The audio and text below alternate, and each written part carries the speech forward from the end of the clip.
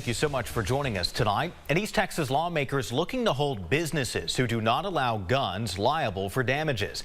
KLTV7's Michael Richardson reports State Senator Bob Hall says the law will help keep you and your family safe. But an East Texas hardware store owner says it could be bad for business.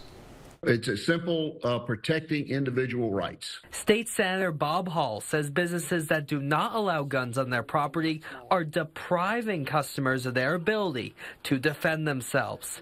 His solution is Senate Bill 82, which would make businesses that do not allow concealed carry liable for damages that happen because of a crime. By not allowing them to carry the gun in their facility, they're forcing them to either leave it at home or leave it in their car.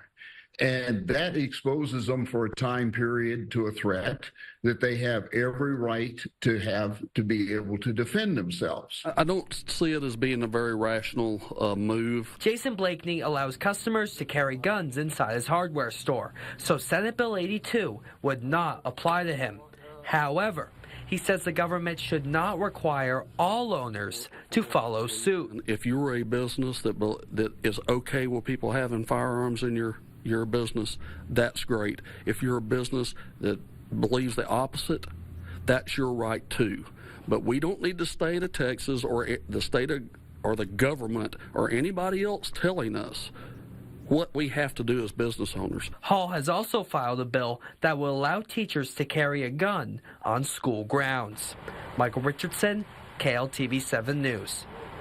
And Senate Bill 82 has been referred to the Committee on State Affairs, which is chaired by East Texas State Senator Brian Hughes.